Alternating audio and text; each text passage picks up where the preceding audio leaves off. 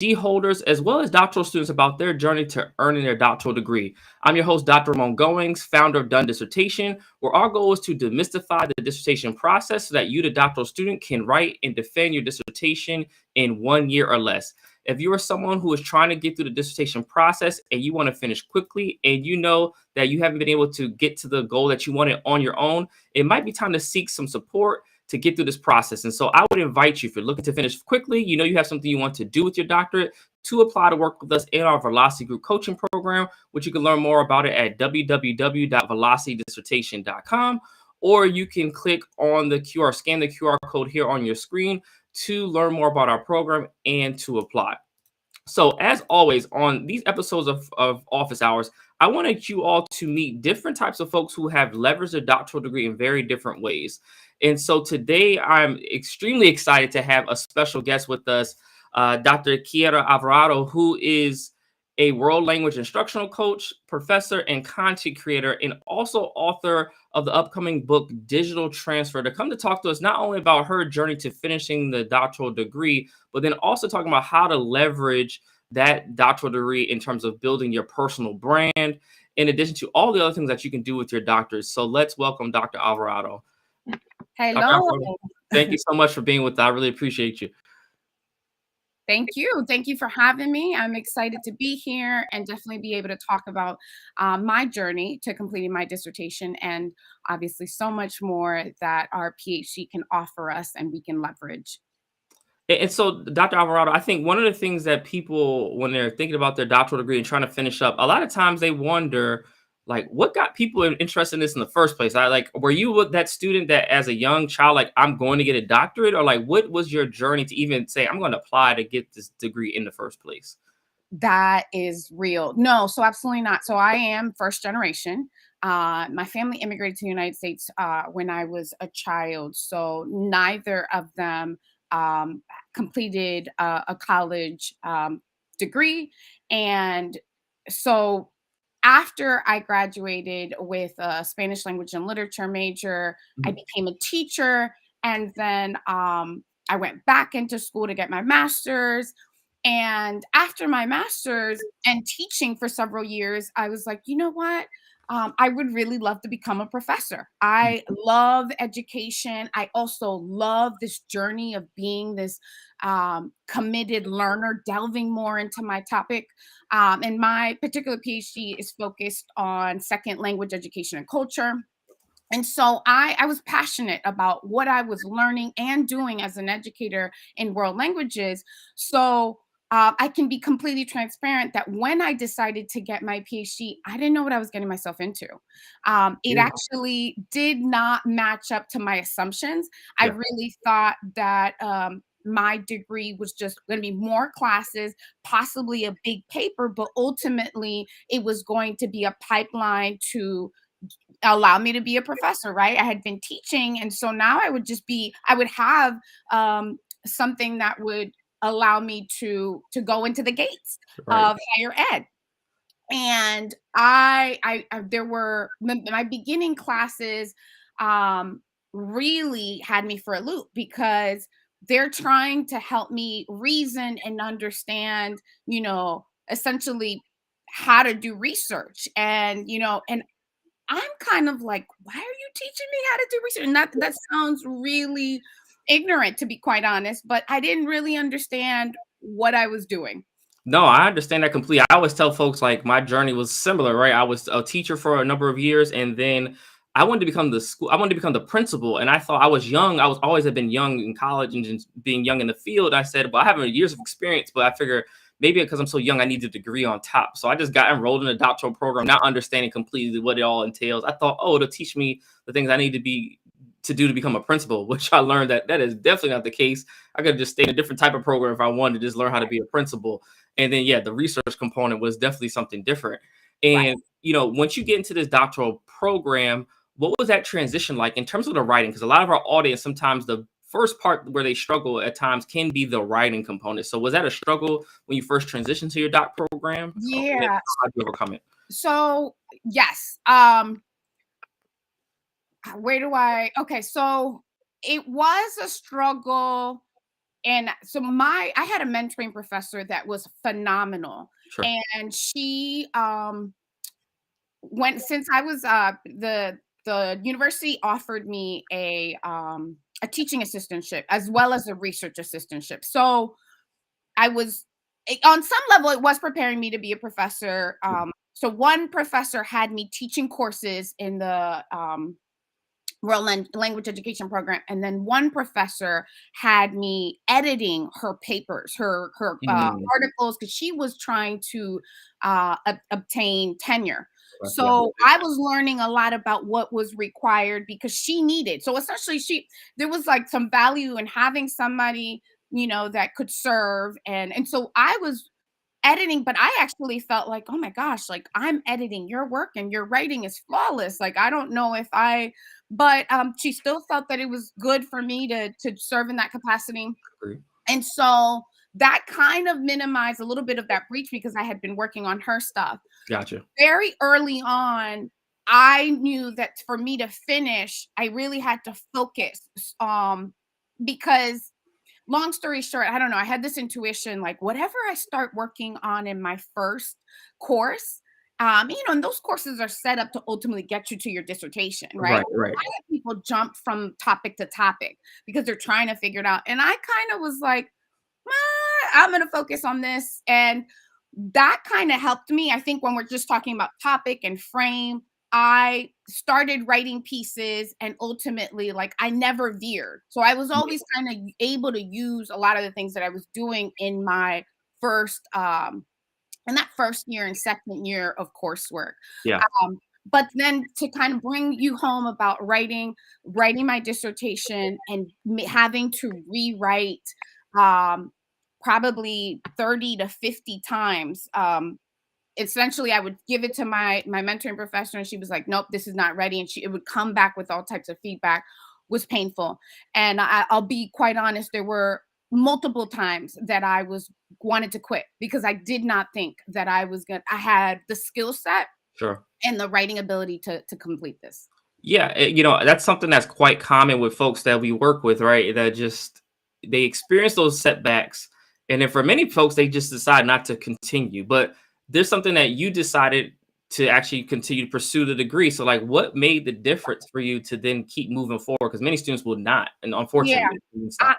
and that is well, one, I was very aware about the numbers related to people who are what is it called? ABD type of. ADD. Oh yeah, gosh, So yeah, I had done the research and I knew that those numbers were real, that there yeah, a lot of us are able to complete the coursework and then we get to yeah. dissertation and we don't complete. So I knew that I didn't want to participate in being an ABD.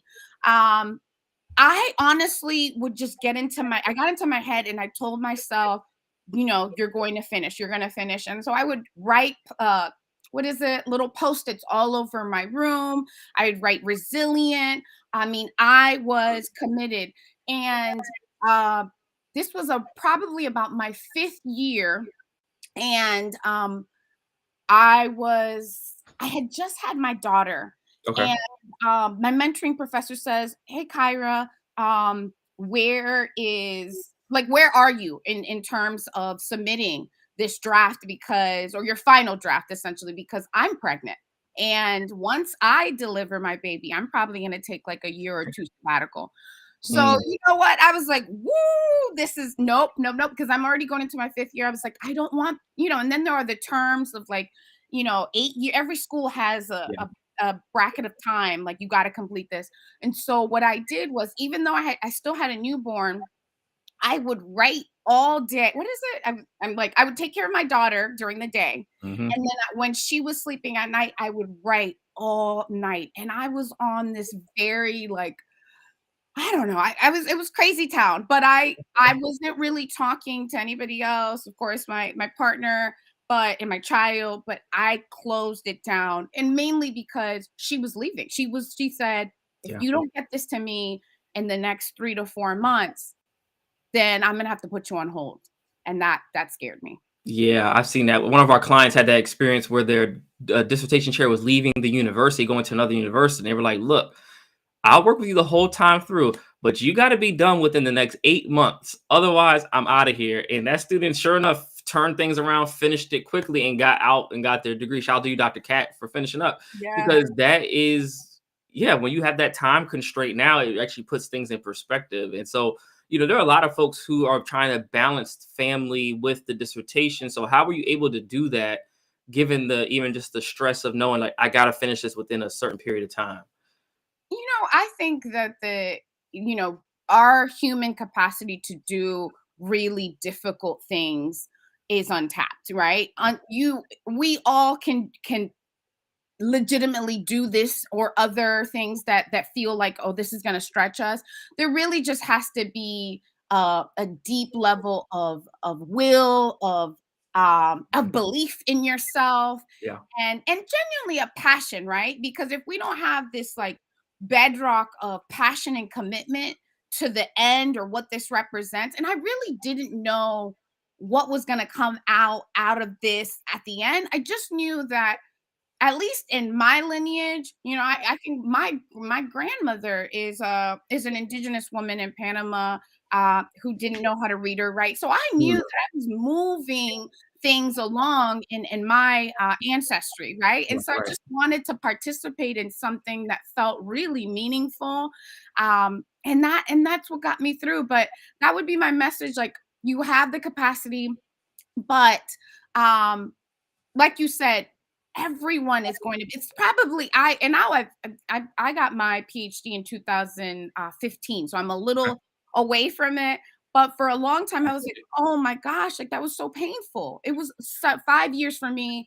It was a very painful experience. I don't know if I would be able to do it now. I mean, there was large chunks of time where that's all I was doing, and that's probably why I use glasses now. All that school. No, for sure. I'm right in the same boat. I did wear glasses before I started my program. Now, after I finished, yeah, I'm around the same time as you finished, around Okay. 2015. And so, yeah, I understand that thing completely. And so, you're in your program, finishing up. Can you talk a bit about your dissertation? Like, how did you land on the topic that you eventually Yes. used for your dissertation? Tell us a bit about what you were doing for that study. Yeah. So my dissertation, the title is Positioning Heritage Language Learners as Experts and Learners, right? And really understanding the pedagogical, what is it, pedagogical practices that improve their experiences in world language classrooms. So it was very targeted and connected to me. I was a heritage language learner. I took world language classes, and so I wanted to, well, that's, I think, also part of why I was able to finish. Like, it felt very authentic. It Yeah. felt very something that I was willing to study, that connected to my identity. And But real quick, before one thing, because I just know our listeners, right? Because okay. it's just so interesting. I have a doctoral student of my own that is actually studying this for dissertation, so I'm actually pretty Oh, immersed in it. okay. But for those who don't know, what is a heritage learner? Just so folks can have that Yes, same yes, understanding. thank you. So a heritage language learner is someone who learns another world language aside from, the language that they're around in their country. And so here in the United States, our official language is English. But if your family speaks Spanish, Chinese, French, or any other world language, but maybe, I mean, there's a continuum, did not take any academic coursework in that language, then you're a heritage learner. There's also native, right? If you grew up in that particular country and then you immigrated to the United States, you would be then, depending on your age, you would be considered a native speaker of that language. Mhm. So someone like me who came at 1 years old but was only spoken to in Spanish at home, I am a heritage speaker. And so, and if there's space, the trouble with a lot of heritage learners in world language classrooms is that sometimes they can be um, taught in a way where what they bring to the Yeah. classroom Valid. is deemed not correct Yeah. or grammatically, accurate. And so they have actually a lot of negative experiences with something that they were, gifted and blessed in their home. So a lot of our scholars have been trying to, and have successfully, empowered our multilingual learners to understand for the audience and our world language teachers, that we need to engage in practices that make our multilingual heritage students feel good about what they bring, Yeah. and that they're funds of knowledge and so much more. Yeah. No, appreciate that. Yeah, because I know for some folks that I wanted to unpack that. Like I said, I have a student whose dissertation is focusing in that area, so I've been reading a lot, just looking at their draft. So I appreciate that. And so, as you were developing, this was something that you were passionate about, and then how did you come to like really zeroing in on this is going to be the particular topic? We have a broad scope of what we want to focus on, Yes. but at some point for your dissertation, you get very narrow. And Yes. so, what did that journey look like to get narrow in your area? Well, so again, when I say I am in debt for life with my mentoring professor. She was doing research at a school, closer to one of the schools that I actually, if I can remember correctly, I worked at the school, so I kind of helped allow her have accessibility to my school community, Very cool. and that's big as a scholar. It's like, how do we get in, right? Yeah. And so I helped her in that space, and then I also helped her write the curriculum for she had a different she was more of and to be quite honest, I can't remember exactly, but all that to say is we created the space to really understand. Well, hers was about social discourse Okay. among adolescent students, and so she was trying to see that. And so then in facilitating and helping her, my little piece, I did use some of that data, Yeah. was I was focusing on the heritage learners in that group. Okay. And I went and continued to, gather more data in other classrooms, world language classrooms. So to your point about how some of it was already created, there was some synchronicity in my life where it was like, oh, and I also didn't complicate it, right? So I Mm. think sometimes, I hope that's something that our students can think about. Sometimes things are there for you, right? And if you can find a piece in something that's already kind of been laid out, and you just kind of want to add to that, Yep. that's a strategy to get you through.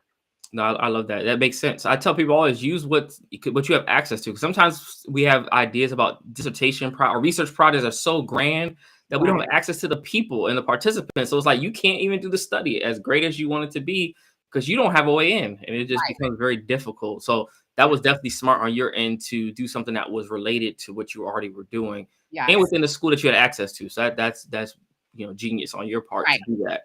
Right. And so, as you're, doing your dissertation, you're finishing up. What is your goal as you're finishing up? Are you trying to position yourself? Because I know you said you wanted to consider the, professor route. So, like, what were you trying to do as you were finishing up your dissertation in terms of career options after that?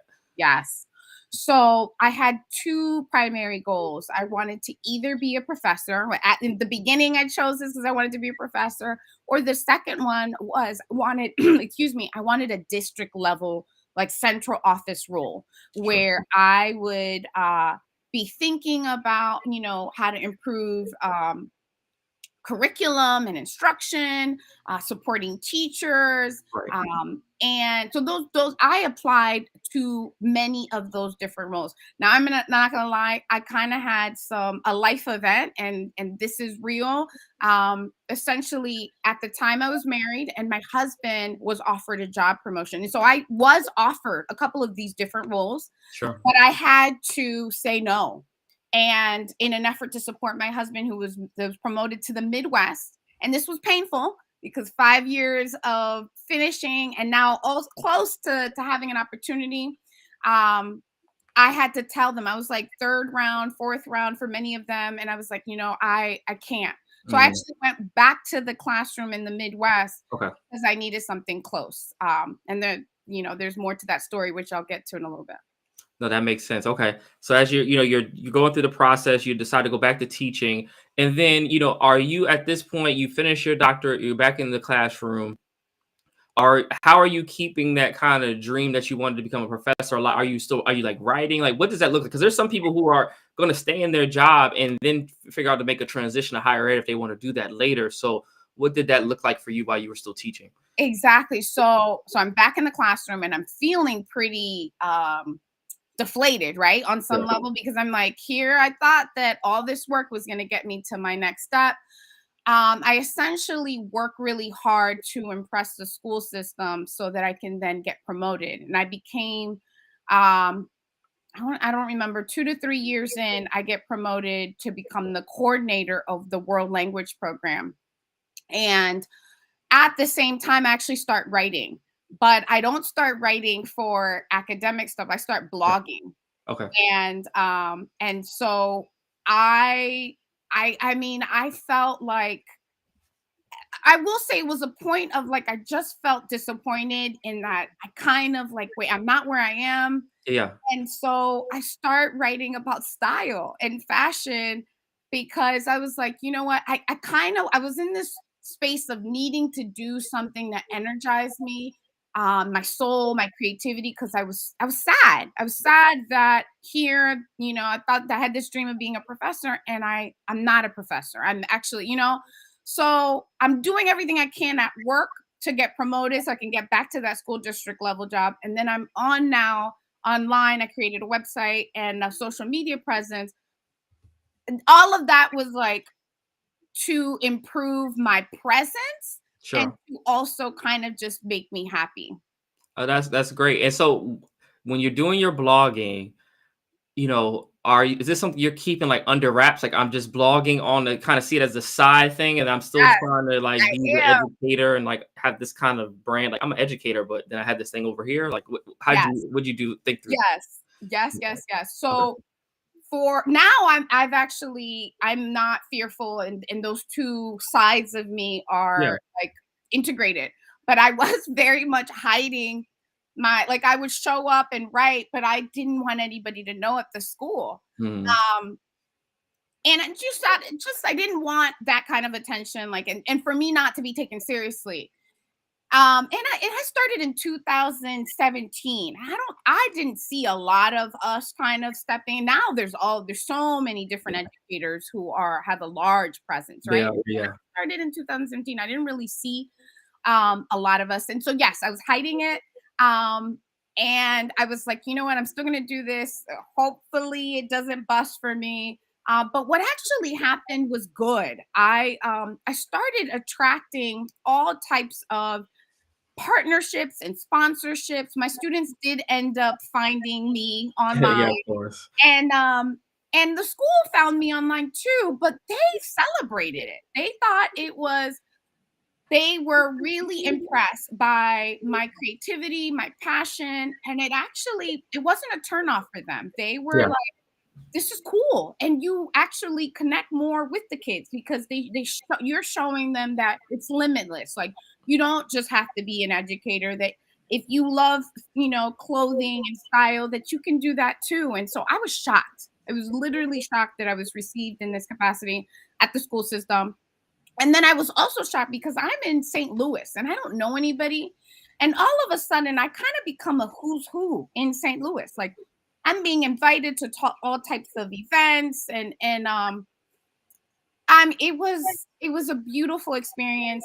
And to be transparent, my relationship was going through a breakdown. I was going through a divorce, and so it was kind of like, even though I was going through, not only feeling like, okay, here I'm not a professor, but Yeah. also my relationship. I moved across the country and didn't go to my next step. And Right. Right. Right. now I'm going through a divorce. But the world opened up for me. It was kind of like the world was trying to support me through something where I was fragile and vulnerable. And it was like, nope, we got you. Like, you're still going to be able to celebrate this season. And so very thankful for God and everybody who saw me online. No, that's great. And so let's talk about the style thing for a second. Because I don't know if you saw, I think it was on Twitter, there was this tweet that's been going around that saying, like, particularly with professors, that they have no drip. Like, they talk about folks' style is terrible.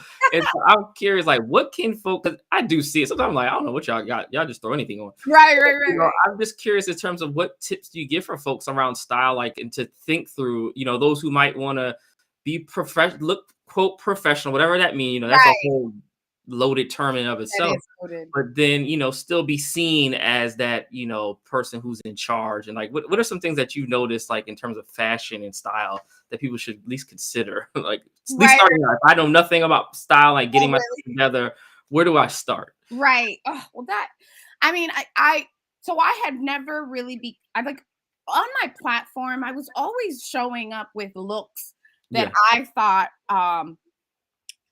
were stylish, were fashionable, on trend. But then also, like you said, erred on this side of professionalism and empowered Black woman, and not everything's not out and Yeah. exposed. So um I think I could speak to women, particularly who Black professional women. I think that we have an opportunity to be sexy, but we don't have to have like little short skirts on. Like, we can wear a cute suit jacket with, I mean, it's about having a point of view. And Yeah. so I won't act like I've always like positioned myself as someone who can tell others, Sure, sure, for sure, for sure. but I definitely could show others, and I felt like that inspired. I've gotten a lot of feedback about like, oh, I now can dress better, or I'm more intentional after looking at your content. But yeah, just confidence. And I know that's corny. I'm like, oh, people always, but like, choosing things that make you feel good. Mm.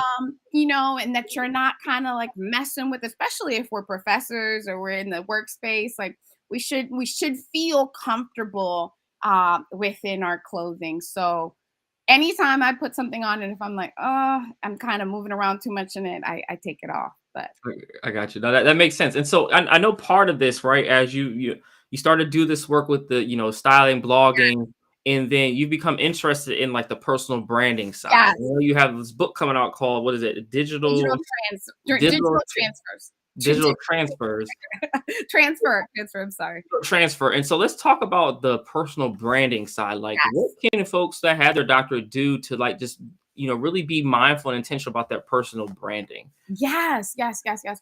So one of the things that I was really intentional about my personal brand. I didn't just go on social media and on my website and just kind of randomly wrote. So I did lean in on my curriculum instruction expertise, right? And I did do like with the backward end in mind, kind of like Yeah. processing, thinking, like, okay. And so my vision, so that's like that's like my chapter one. It's like, okay, who do I want to be at the close of a lot of content that I release, right? And for me, I had this vision of a woman who was known to be a scholar, a professor, who was stylish. And so I created this poster. I put that in the center, and then I started thinking about, well, what are the themes, right? What are the content pieces that I need to release that align with this ultimate vision?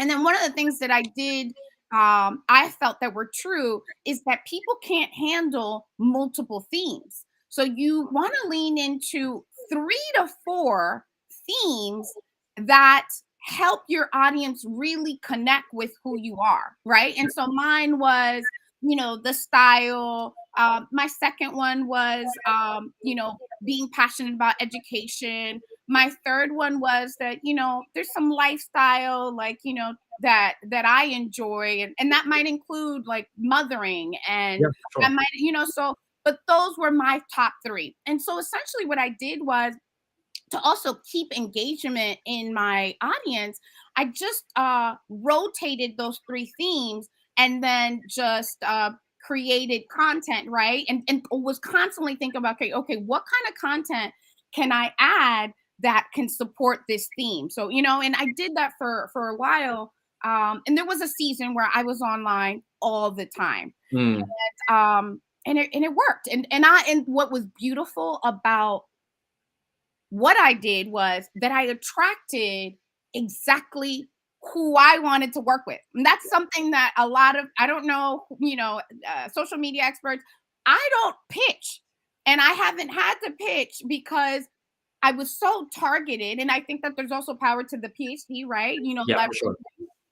And so, when they found me, they were like, oh, well, here's this PhD, educated woman, and we love her style. And they wanted to work with me. So And I was able to do. I've had a lot of sponsorships with clothing companies, travel, a lifestyle, and again, it was in alignment with all of the content that I was releasing in those three themes. No, that makes sense. I think what you explained for a lot of folks, a lot of people ask me, well, how do I develop my research agenda? The same process you just said is how you have to think about your research agenda. Like I have a core of what I want to do as a researcher, but then I have these tentacles that come off of it, but they're all interrelated to the core component. Like if y'all just follow what Dr. Alvarado said, you can figure out your whole research agenda pretty quickly. Like that's the same process. So I'm thankful that you explained that and you kind of came to that vision of what you wanted to see, and now kind of putting that forward in your personal branding.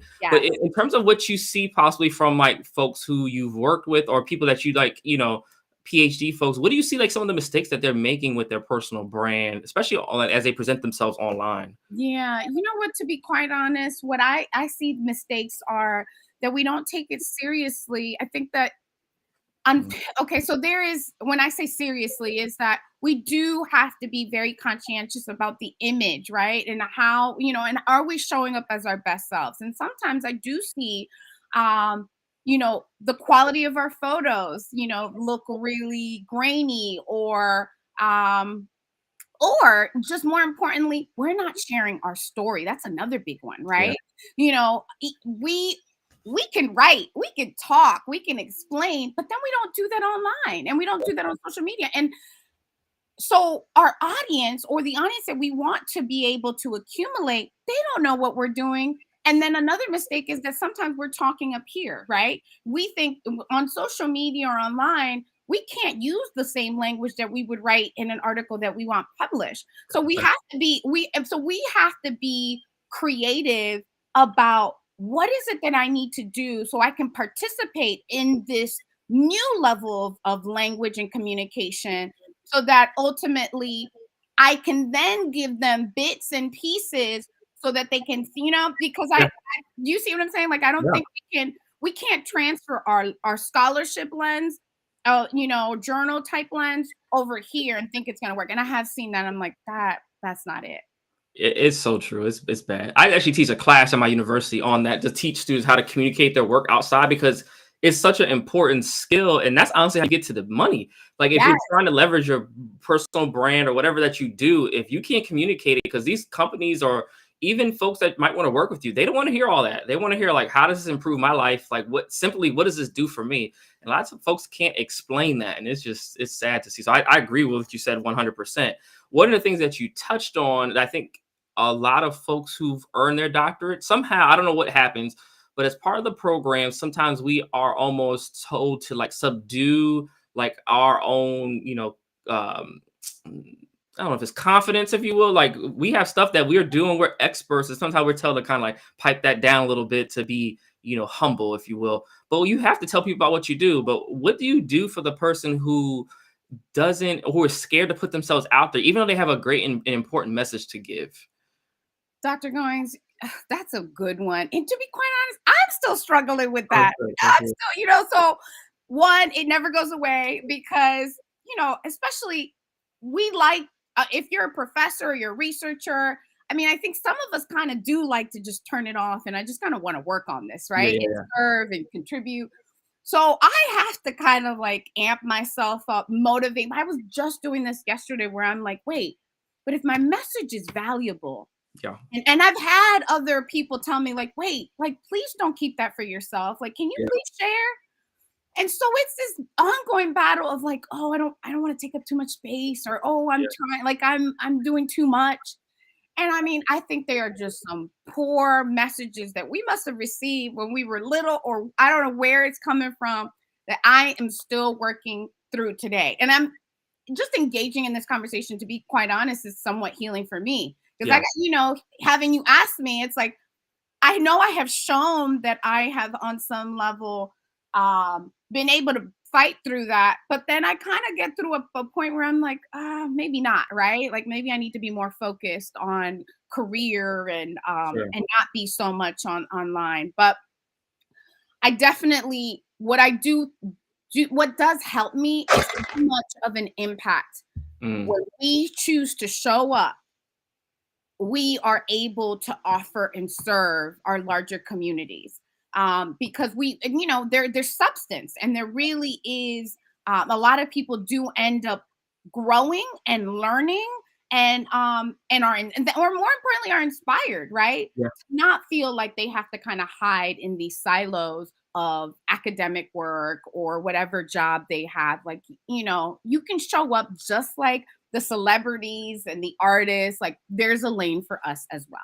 Yeah, it's just interesting because people ask me all the time, like I speak all over the country, and people are like, "How are you able to do all that?" And I tell them I'm an introvert. I actually don't like to do any of this stuff. But what I had to come to the realization, like you mentioned, is that the message, right? So if I have something that can really help people, and I've developed the expertise in this area, helping people get through their dissertations, why not share that information? And once I got to that point, like, all right, I can help somebody, that always works for me. So that's the way I could get up and do all these things. So otherwise, I'd be writing and doing other things like behind the scenes, not this stuff. And I remember when I first started going in terms of in front of the camera, I was like, oh, why am I doing this? And then now having like 5 or 6 years later, like doing this consistently, putting out something every week for 5 years, like or 4 or 5 years, it's just then you get into a routine. I see it like a stand-up comedian. You kind of practice your routine, and Right. after a while, you just get comfortable with the material that you have. But it's definitely a process. So I appreciate you explaining that. No, I And, appreciate you. yeah, and one thing I do before we wrap up, one thing I want to touch on is that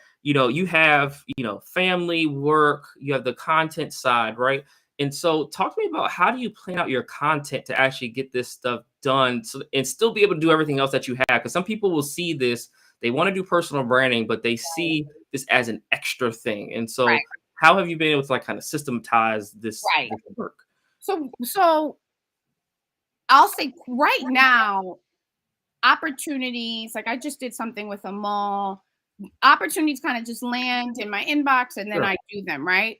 But when I was in the thick of, or am when I'm in the thick of like trying to, really promote my message, improve my visibility, what I do is, what's the term? Content batching. Yeah, sure. Yeah. Yeah, content batching is really what has allowed me to be able to participate. And so, since a lot of my content has always been like me showing up in different looks and outfits, I would hire a photographer and hire, well, mainly just a photographer, but at minimal times, sometimes a videographer as well. Yeah. And I organize all of my outfits Mm. and really plan out my shots, where I'm going to go in different places. Now, I have done that similar to you in that, you've done it for 5 years. I have engaged in that whole process. I can do that within an hour, and I can get about 12 to 15 different looks, Yeah. within an hour, in the middle of the city or in a park or whatever. And I'm going back into my car and I'm changing. And so having that content, then allows me to release it with like key messages, and I would, when I try to get into the rhythm, I'm doing that about twice a month, Okay. once Yep. every 2 weeks. And that gets me through. And then you have other moments that naturally occur within your life that you can document and take some good quality pictures or videos, so that your content feels, really natural. And again, leaning into that style, but then leaning into that I am a real person who works and has a family and a career and all that. No, that makes sense. And so as we're wrapping up, what are some ways that you work with people? Like, so people might be interested in like connecting with you. So what are some of the things that you do with potential clients that might want to come and connect with you? Right. So one of the ways, definitely, if there is an interest in learning about personal branding, I do offer coaching, a course, digital branding course to help individuals kind of improve their capacity in that space.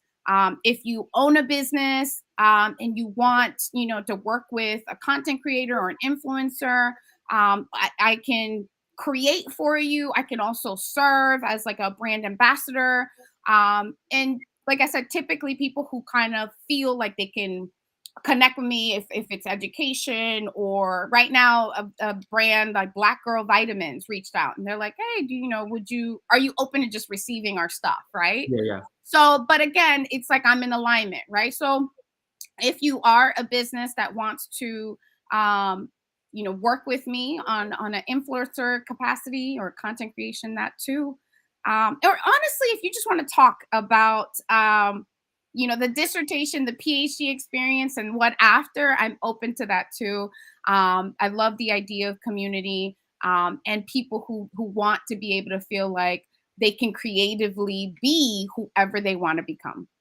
And where can people find you online? I have your website here, but where, in terms of where do people follow you online in terms of social media? Yes, and then so that mainly my social media account on Instagram, it is at Kayra Z Alvarado. Okay, perfect. I'll have that in notes for people. Well, Dr. Alvarado, I really do appreciate you and your insight. I'm going to put you behind the stage for one sec to wrap up, and then we'll chat in a sec.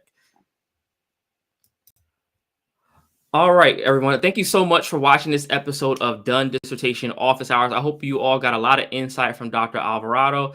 And so if you're looking to learn more about her work, please go to her website at www.KayraAlvarado.com. You see here at the bottom of your screen. If you're watching this live, if you can, just go ahead and drop in the link in the comments so that folks who are watching this on the replay can go back and click on the link. And so, again, we want to show you all different ways of how to leverage this doctoral degree. And if you're someone that says, hey, look, I got to finish my dissertation first, we got you covered. And so if you're in that boat and you want to get your dissertation done, we invite you to work with us in our Velocity Group Coaching Program. So our goal is to help you write and defend your dissertation within 1 year. And so if you're looking to get done quickly and there's something that you want to do with this doctorate and leverage it after you complete, go ahead and visit www.velocitydissertation.com so that you can learn more about our program and apply to work with us, or scan the QR code that is on your screen. So again, I just want to say thank you so much for watching this episode of Done Dissertation Office Hours. I'm your host, Dr. Ramon Goings. We look forward to seeing you all next time on another episode. And of course, if you're a doctoral student, let's get these dissertations done, and look forward to talking to you all soon. Take care.